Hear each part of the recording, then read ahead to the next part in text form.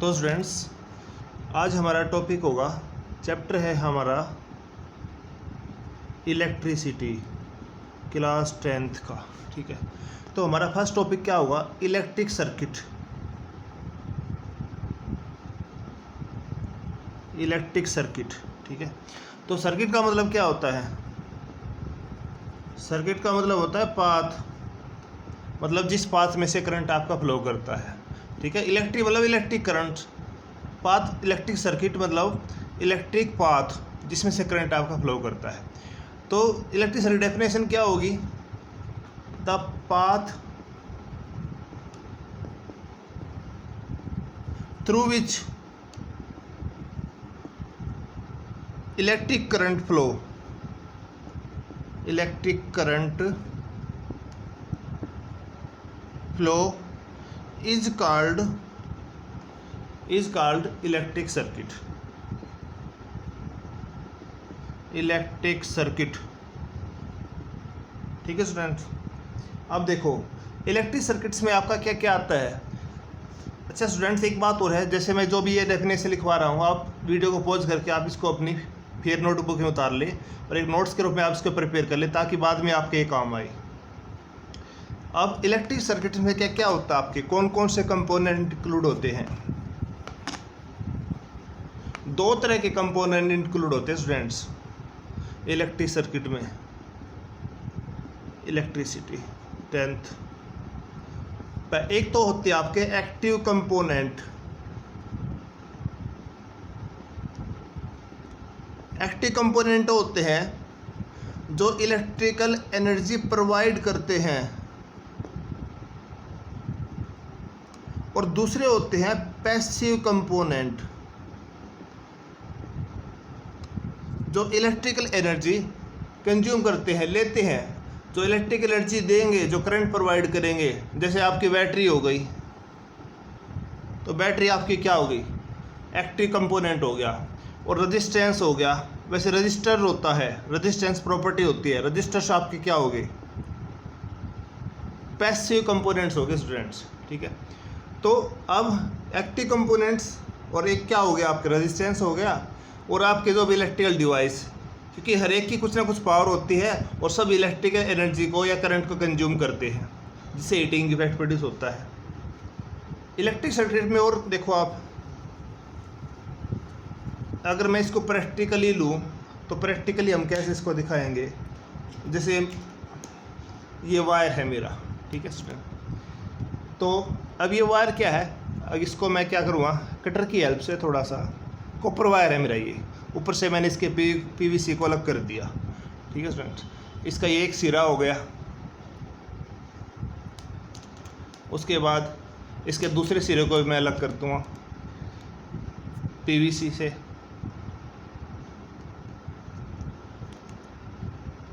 तो ये जो वायर है, अब तक तो खाली एक कंडक्टर है, ये थोड़ा सा हार्ड हो गया।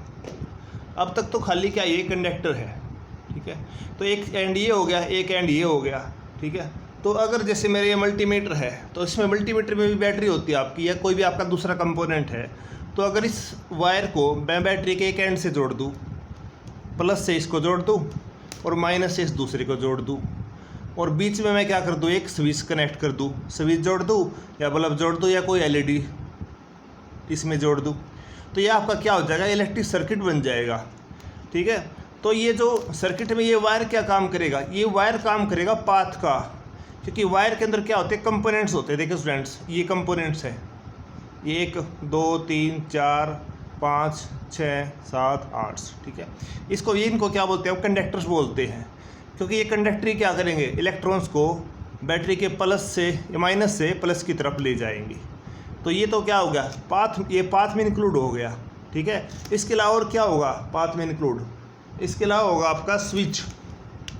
अभी मेरे पास है नहीं, वैसे आपने घर में, सभी घरों में देखे होंगे, इलेक्ट्रिक स्विच होते हैं जो क्या काम करते हैं? ऑन और ऑफ का काम करते हैं।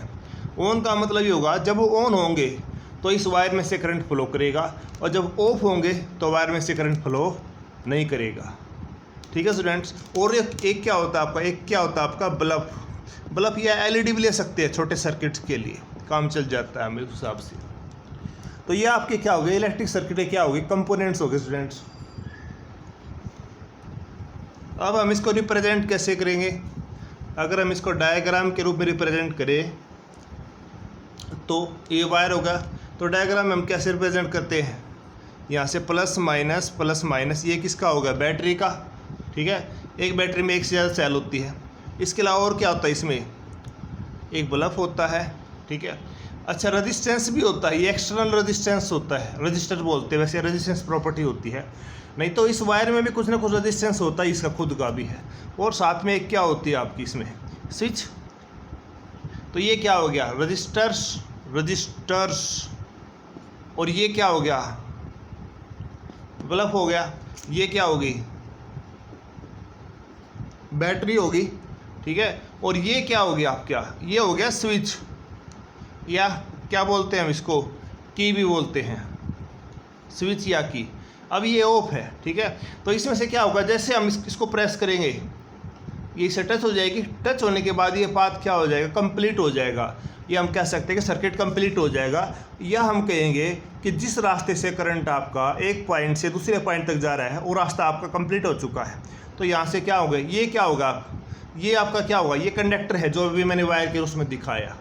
ठीक है, तो यहाँ से क्या होगा, इलेक्ट्रॉन्स यहाँ से जाके रेजिस्टेंस में से होके जब बल्ब में से जाएंगे तो बल्ब क्या करेगा, बल्ब क्या क्या ब्राइटनेस प्रोड्यूस करेगा, चमकने लग जाएगा, ग्लो पैदा कर देगा।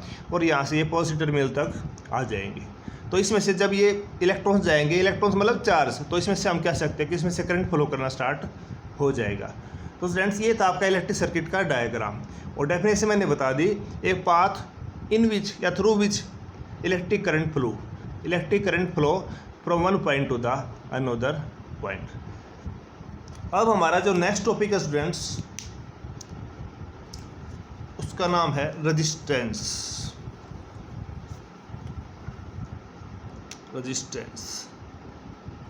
ये बार बार मिट जाता है, इलेक्ट्रिसिटी 10th।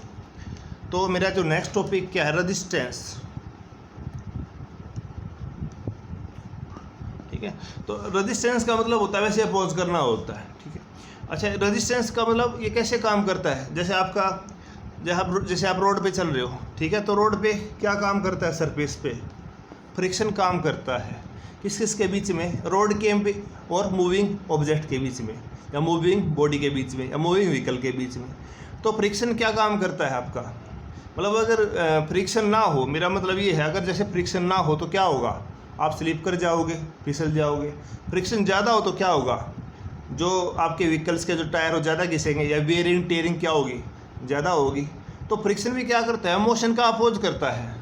फ्रिक्शन क्या करता है, मोशन का अपोज करता है। तो ये मतलब फ्रिक्शन क्या होता है कि ये बिल्कुल ये जीरो नेचर में होता भी नहीं है जीरो, और ये जीरो होना भी नहीं चाहिए। अगर जीरो हो गया तो हमारे लिए चलना मुश्किल हो जाएगा, और अगर ये बहुत ज़्यादा हो गया तो क्या होगा, टायर ज़्यादा घिसेंगे। ठीक है, तो ये क्या हो गया, एक इंटरमीडिएट स्टेज में रहना चाहिए, बीच की स्टेज में रहना चाहिए, ना कम ना ज़्यादा फ्रिक्शन। तो उसी तरह क्या होता है हमारे वायर के अंदर भी क्या होता है, या हमारे सर्किट के अंदर भी क्या होता है, रेजिस्टेंस होता है। अब फ्रिक्शन क्या होगी, प्रॉपर्टी होगी। वैसे ही क्या होगी, एक इलेक्ट्रिक सर्किट में रेजिस्टेंस भी क्या होती है, एक प्रॉपर्टी होती है। ठीक है, तो रेजिस्टेंस क्या होगी, रेजिस्टेंस क्या होती है, एक प्रॉपर्टी होती है। तो उसकी डेफिनेशन क्या होगी, it is that property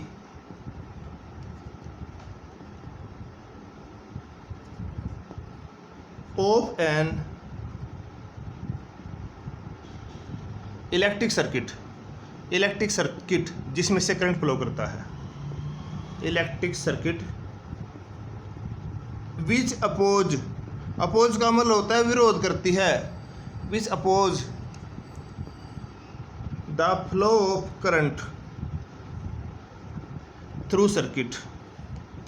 through electric circuit, उस सर्किट में से करंट के फ्लो का। It is that property of an electric circuit. देखो मैं खाली वायर भी बोल सकता था, हालांकि वायर के अंदर भी होता है अपना खुद का कि नेचुरली होता है, लेकिन सर्किट में क्या होता है बहुत सारे कंपोनेंट आ जाते हैं, तो हमें पूरा सर्किट ही बोलना पड़ता है। अब खाली एक वायर से तो सर्किट बनेगा नहीं, क्योंकि वायर के अलावा स्विच भी होता है, बैटरी भी होती है, बल्ब भी होता है, तो पूरा सर्किट ही बोलना पड़ेगा, which oppose the flow of current through the electric circuit. ठीक है, तो ये अपोज करता है, जैसे फ्रिक्शन काम करता है आपका, फ्रिक्शन क्या करता है, अपोज करता है। ठीक है, या एक मैं इसको थोड़ा सा और वाइडली समझाता हूँ आपको। ये डेफिनेशन आपने एक बार वीडियो पॉज करके आप डेफिनेशन को अपनी फिर कॉपी लिख लीजिए, ताकि मैं इसको फिर मिटा दूँ। देखिए, जैसे हमारा रोड होता है, ये हमने सरफेस मान लिया, तो जैसे आपके ब्रेकर होते हैं, जनरली हम इस तरह के होते हैं रोड पे ब्रेकर, तो ये क्या करते हैं व्हीकल की, ये भी क्या करते हैं व्हीकल की स्पीड का अपोज करते हैं। ठीक है, अब हमने क्या कर दिया, इसको ब्रेकर को थोड़ा सा और हमने इसका स्लोप बना दिया, एक बहुत ज़्यादा ऊपर कर दिया हमने। ठीक है, तो इसका मतलब क्या, आप ज़्यादा अपोज करेंगे। ठीक है, तो इसका मतलब क्या होता है, इन ब्रेकर का काम क्या होता है, इनका काम व्हीकल की स्पीड को रोकना नहीं होता, इनका काम केवल की स्पीड को कम करना होता है स्टूडेंट्स, उनकी स्पीड को रोकना है, केवल कम करना होता है, ताकि तो इसी तरह क्या होता है, तो रेजिस्टेंस क्या होता है, रेजिस्टेंस उसका काम भी क्या होता है, करंट को रोकना नहीं होता है, स्टॉप करना नहीं होता, बल्कि उसका क्या करना होता है, उसकी अपोज करना होता है। ठीक है, और क्यों करना होता है स्टूडेंट्स, क्योंकि अगर करंट एकदम से जाएगा, करंट का मतलब ज़्यादा इलेक्ट्रॉन्स एकदम तेज़ी से जाएंगे तो क्या करेंगे, हीटिंग इफेक्ट पैदा करेंगे, आपका जो वायर है, जो सर्किट है, वो बर्न हो सकता है, वो गर्म हो जाएगा, गर्म होकर वो बर्न हो जाएगा, वो जब फिर उसके बाद क्या हो जाएगा, आपका सर्किट ख़राब हो जाएगा, ये सर्किट डैमेज हो जाएगा। तो अगर रेजिस्टेंस होगा तो इतने सारे चार्ज कैरियर को, इतने सारे इलेक्ट्रॉन्स को एकदम जाने से रोकेगा ये, मतलब ये इसका मतलब ये नहीं है कि इलेक्ट्रॉन्स जाएंगे, नहीं जाएंगे, बट धीरे धीरे जाएंगे, एकदम से फास्टली नहीं जाएंगे। तो रेजिस्टेंस का मतलब क्या होगा, ये प्रॉपर्टी होगी जो क्या करती है, करंट की वैल्यू को क्या करती है, लिमिट करती है, करंट की वैल्यू को कंट्रोल करती है।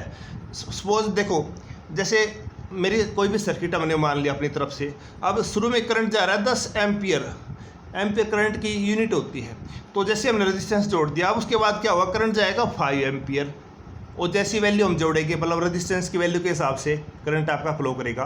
तो अब उसके बाद आपने रेजिस्टेंस जोड़े, फिर क्या हुआ, 2 एम्पियर हुआ।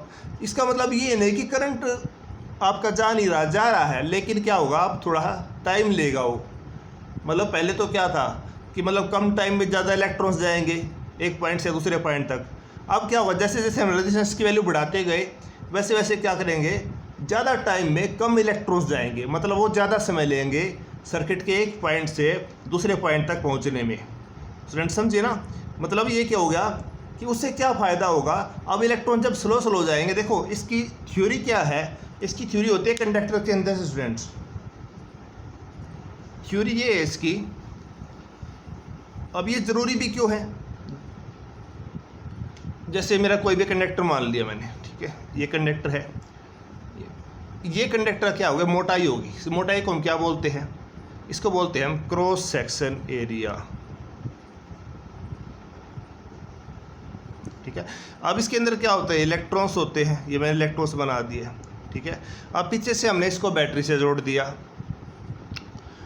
ठीक है, प्लस माइनस, अब बैटरी के भी जो इलेक्ट्रॉन्स है जब इसके अंदर एंटर करेंगे, ठीक है स्टूडेंट, तो एकदम से अगर बाहर से बहुत ज़्यादा इलेक्ट्रॉन्स आएंगे तो इनके साथ ये टकराएंगे, ये कोलाइड करेंगे। ठीक है, जब टकराएंगे तो इसमें क्या होगी, मतलब इनकी इसमें क्या होगी, इन इलेक्ट्रॉन्स की जो काइनेटिक एनर्जी है वो किस में चेंज हो जाएगी, हीट एनर्जी में। टकराने के बाद क्या होगी, ये हीट पैदा करेंगे, ये गर्मी पैदा करेंगे, उष्मा पैदा करेंगे, और उष्मा इतनी पैदा कर सकते हैं कि वो आपके कंडक्टर को जला सकती है, बर्न कर सकती है, और आपका सर्किट डैमेज हो सकता है। लेकिन अगर मैं रेजिस्टेंस जोड़ दूंगा इस सर्किट में कहीं भी कुछ भी, तो ये क्या होंगे, इलेक्ट्रॉन्स एकदम से इतने इलेक्ट्रॉन्स नहीं आएंगे, फिर क्या होंगे, पहले एक इलेक्ट्रॉन जाएगा, फिर दूसरा जाएगा, फिर तीसरा जाएगा, तो उसके बाद क्या वो कोलिजन की जो रेट होती है, जो टकराने की जो दर होती है, वो थोड़ी सी कम हो जाएगी। और अगर टकराने की दर थोड़ी सी कम होगी तो उससे क्या होगा, सर्किट के जब हीटिंग इफेक्ट भी कम पैदा होगा, कम गर्मी पैदा होगी, और सर्किट के डैमेज होने का खतरा भी कम हो जाएगा। तो इसका एडवांटेज है, ये इसका फ़ायदा है रेजिस्टेंस का। और मैं बता रहा हूँ ना, ये क्या होती है, एक प्रॉपर्टी होती है स्टूडेंट्स, जैसे फ्रिक्शन प्रॉपर्टी होती है, और ये किसके अंदर होती है, कुछ मटेरियल्स के अंदर होती है। ठीक है, तो रेजिस्टेंस क्या होती है, कुछ प्रॉपर्टी होती है, किसके अंदर होती है, कुछ मटेरियल्स के अंदर होती है। जो मटेरियल्स इस प्रॉपर्टी को अपने अंदर एग्जिबिट करते हैं उनको क्या बोलते हैं, रजिस्टर्स। रजिस्टर्स। तो the materials which possess possess the, या एग्जिबिट भी लिख सकते हैं, property of resistance are called resistors. समझ में आ गया स्टूडेंट्स? ठीक है, अब हम इसकी यूनिट देखते हैं। इसकी यूनिट क्या होगी, जैसे करंट की यूनिट होती है एम्पियर, चार्ज की कूलम होती है, तो रेजिस्टेंस की यूनिट क्या होती है, ओम। ठीक है, इसका ये ओम यहाँ में लिख सकते था, ये सिंबल होता है। और एक इसके नाम पे लिखी गई थी, इसका पूरा नाम था, ये साइंटिस्ट था कोई आपका, तो इसका नाम था जॉर्ज GEORGE, जॉर्ज साइमन ओम, जिसने 1827 में 1827 में ओम्स लॉ भी दिया था। तो इसका पूरा नाम था जॉर्ज GEORGE साइमन ओम। तो इसके नाम पे इसकी यूनिट लिखी गई स्टूडेंट्स। ठीक है, और ये जो रेजिस्टेंस होता है ना, ये हर एक कंडक्टर के अंदर होता है। ये हो सकता है किसी के अंदर कम हो सकता है, किसी के अंदर ज़्यादा हो सकता है, लेकिन ऐसा भी नहीं हो सकता कि जीरो किसी के अंदर नहीं होगा।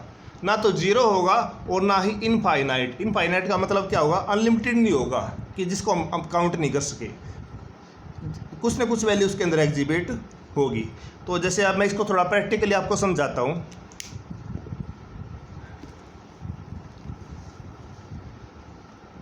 जैसे ये मैंने वायर ले लिया, ठीक है, अब मैं इसका रेजिस्टेंस मेजर करके दिखाऊंगा आपको मल्टीमीटर से।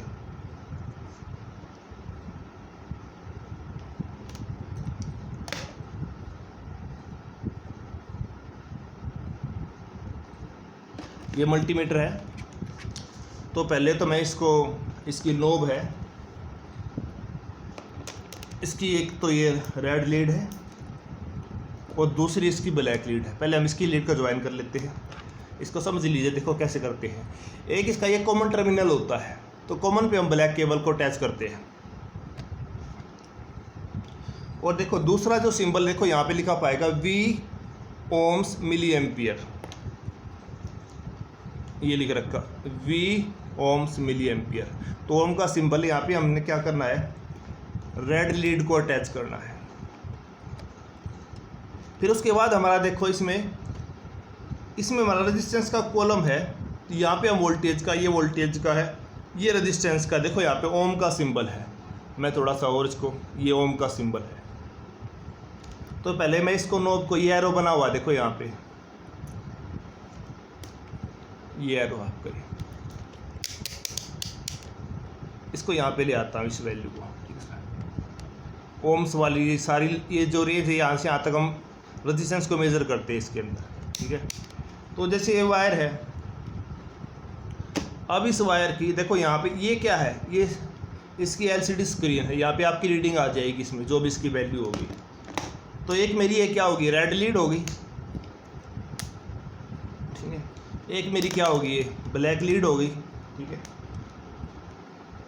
और ये मेरा देखो अब वायर के एक सिरे को मैं रेड लीड के साथ जोड़ देता हूँ।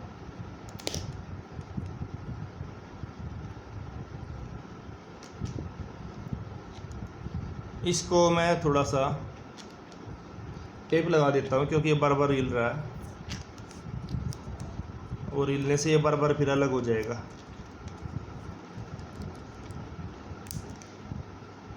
अब ये इसके साथ जुड़ गया। वैसे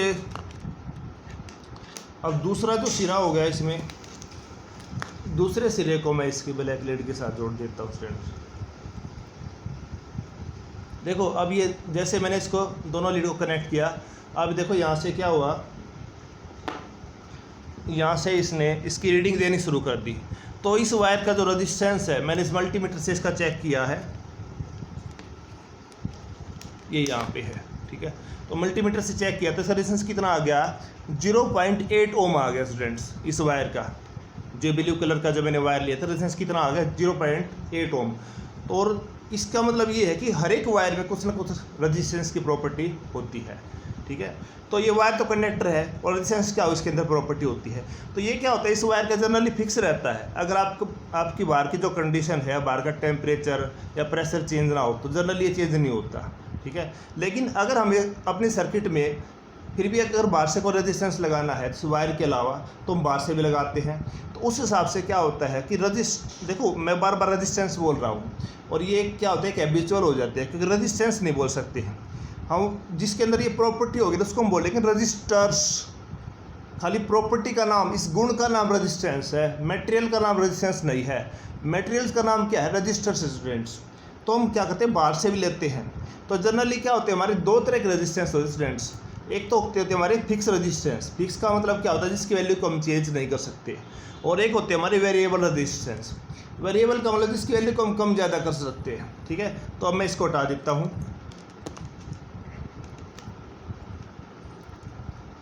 अब मैं आपको फिक्स रेजिस्टेंस दिखाता हूँ स्टूडेंट्स। जैसे ये आपका फिक्स रेजिस्टेंस, ये सर्किट में, बहुत सारे सर्किट में लगा होता है आपका, इलेक्ट्रॉनिक सर्किट में, इलेक्ट्रिकल में भी होता है ये आपका।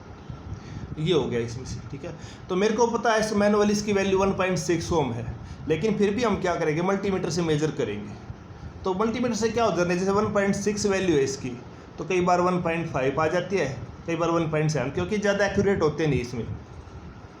अब हम फिर दोबारा से क्या करेंगे, इसकी ये जो ब्लैक वाली लीड है, इस वायर के इसके रजिस्टर्स, इसको बोलते हैं रजिस्टर्स। और रजिस्टर्स क्या होती है, इसके अंदर प्रॉपर्टी होती है जो इसके अंदर इंक्लूड होती है। और इस मेटेरियल का नाम क्या, रजिस्टर्स। और ये होते हैं कार्बन रजिस्टर्स, ठीक है। तो मैं इसको पहले इसको जोड़ देता हूँ।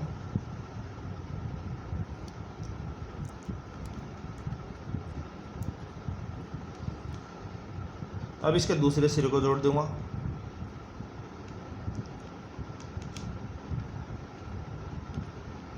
अब हम चेक करते हैं मल्टीमीटर से।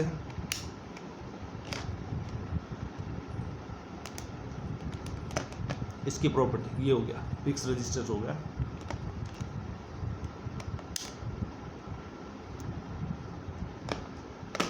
अभी रीडिंग में कुछ दिक्कत हो गई शायद। ये एक्चुअल में ना, ये पहले वाला जो वायर था ना, ये बीच में आ गया, इससे जुड़ गया। तो इसको हम अलग कर लेते हैं। ये पहले वाले वायर से जोड़ दिया मैंने इसको, ठीक है। अब इसको दोबारा जोड़ते हैं एक बार।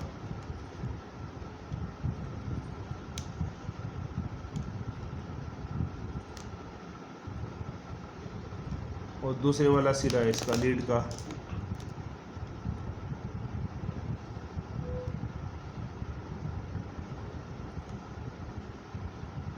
देख स्टूडेंट्स। अब जैसे मैंने रेजिस्टेंस को जोड़ा ना, ये बार बार फिर रिमूव हो जाता है, टेप से लगाना पड़ेगा। इसको यहीं छोड़ देते हैं। तो जैसे मैंने इस रेजिस्टेंस को जोड़ा, देखो इसमें रीडिंग देना शुरू कर दिया, और ये रीडिंग कितनी आई, 1.8 आ रही है। देखो इसकी वैल्यू तो 1.6 ही है, ठीक है। थोड़ा बहुत फ्लक्चुएशन इसमें होता रहता है। तो ये क्या होता है, फ्लक्चुएशन के कारण इसकी वैल्यू चेंज हो रही है। अब मैं इसको रख दूंगा ना, तो अब देखिए आप इसमें इसकी वैल्यू फिर अब देखो अब कितनी आएगी, 1.9 आ गई, ठीक है। तो ये थोड़ा बहुत फ्लक्चुएशन कर, बाकी इसकी वैल्यू क्या 1.6 है स्टूडेंट्स। तो इस तरह से हम इसकी वैल्यू को मेजर करते हैं। तो ये हमारा क्या हो गया, ये हमारा हो गया फिक्स रेजिस्टेंस। अब मैं आपको दिखाता हूँ वेरिएबल रेजिस्टेंस। अब वेरिएबल रेजिस्टेंस में आपके क्या होते हैं, एक ये हो गया आपका वेरिएबल रेजिस्टेंस, ठीक है। तो वैसे तो इसमें इसकी वैल्यू लिखी हुई है, इसकी वैल्यू है 50 ओम। देखो यहाँ पे इस पर दिखाई नहीं दे रहा, वैसे अगर मैं ज़्यादा दिखाऊंगा तो इसमें लिखा हुआ है 50 ओम। तो ये अगर इसका मल्टीमीटर से अगर हम चेक करें तो कितनी आएगी ये, इसकी वैल्यू इसके सिरों के बीच में ऐसे करके एक दो करके करेंगे हम इसकी वैल्यू। इसकी रेंज बढ़ानी पड़ेगी हमें यहाँ तक।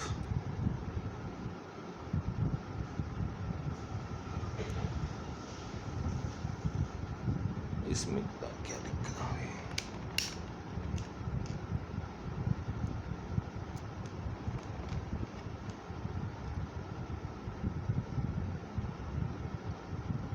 मल्टीमीटर चेक करना पड़ेगा, इसमें कुछ मिस्टेक आ गई। तो बाकी एक देखो, जैसे एक हमारा ये भी होता है वेरिएबल रेजिस्टेंस, ठीक है। ये जनरली हम क्या होता है, फैन रेगुलेटर होता है जो पंखे की स्पीड को कम ज़्यादा करने के लिए होता है। तो इसमें भी क्या होता है, आपके रेजिस्टेंस होते हैं अंदर, और इसमें भी क्या होती है, वैल्यू चेंज होती है। तो हम इसको चेक करके देखते हैं एक बार।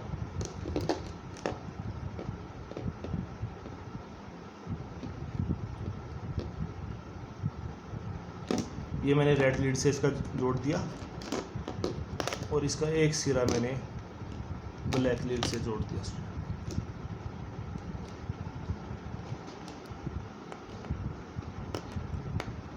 अब मल्टीमीटर को हम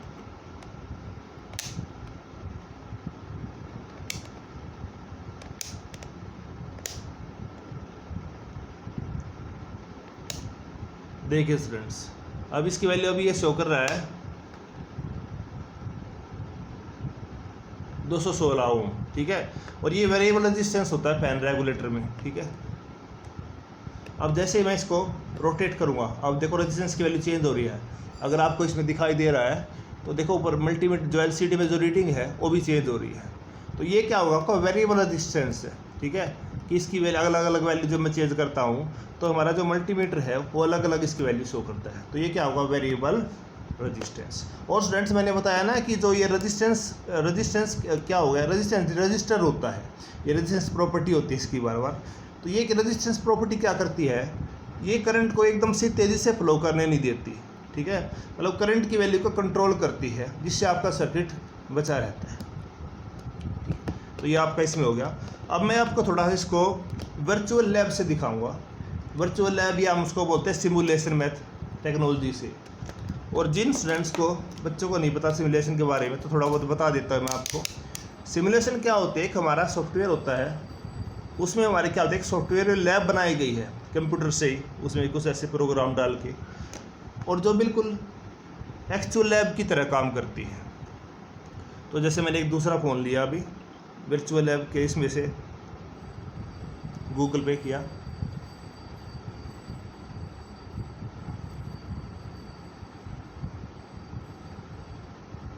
मैंने यहाँ से इसको वर्चुअल लैब को सर्च कर लिया। अभी वर्चुअल लैब मेरी आ गई, ठीक है। तो मैंने क्या बताया कि देखो अब ये सर्किट देखो, आप इसमें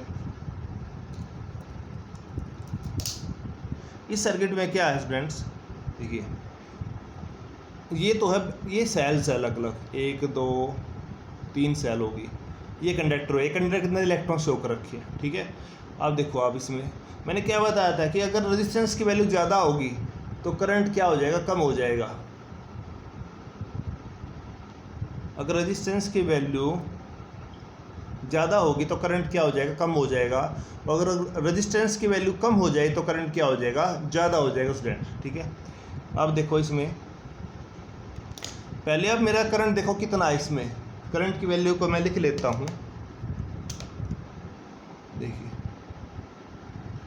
थोड़ी सी, तो करंट की वैल्यू है मेरी, करंट का सिंबल होता है आई की वैल्यू कितनी है, 9.0 मिली एम्पियर, ठीक है। और रेजिस्टेंस का सिंबल क्या होता है, आर होता है। तो रेजिस्टेंस की वैल्यू कितनी है स्टूडेंट्स, इसमें देखो आप, इसमें कितनी है, 500 ओम, 500 ओम, ठीक है। तो जब मेरा रेजिस्टेंस की वैल्यू 500 ओम थी, करंट की वैल्यू कितनी थी, 9 मिली एम्पियर, ठीक है। अब मैं क्या करता हूँ, अब रेजिस्टेंस की वैल्यू को चेंज करता हूँ, देखो यहाँ से,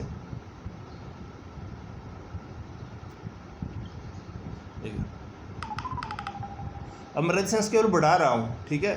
तो अब देखो, अब बढ़ा के मैं पहले, यार देखो पहले कम थी, पहले क्या थी, रेजिस्टेंस की वैल्यू कम थी, अब रेजिस्टेंस की वैल्यू धीरे धीरे बढ़ा रहा हूँ, ठीक है। तो जैसे मैं बढ़ा के जा रहा हूँ, देखो शुरू में क्या थी, रेजिस्टेंस की वैल्यू कम थी, तो करंट की वैल्यू, जो रेड जो सिंबल है ना, ये करंट का है।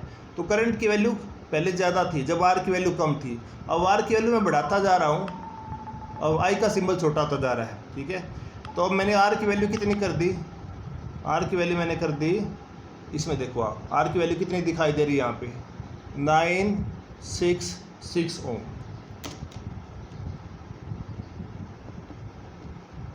966 ओम, ठीक है। 966 ओम।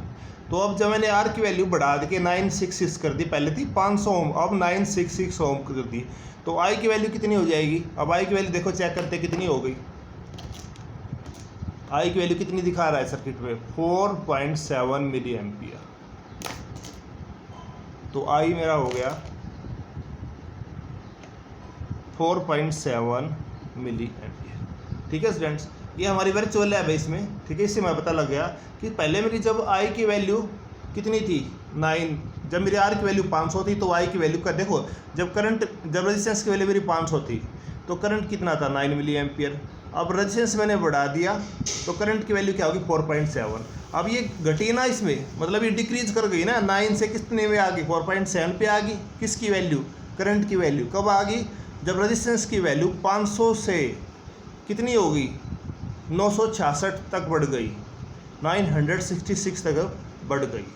तो स्टूडेंट्स, मेरे हिसाब से तो आपका ये कंसेप्ट आज क्लियर हो गया होगा। ठीक है, बाकी इसको ये है कि आप अगर आप डेली इसमें कर रहे हो तो आप इसके नोट्स बनाओ आप, और बुक्स ज़रूर पढ़िए, और अपने जो भी सजेशन है या किसी कुछ भी चीज़ समझ में नहीं आए तो कमेंट्स में ज़रूर लिखिए, ताकि आगे आने वाली वीडियो में आपको उसके बारे में बता सकूँ। थैंक्स।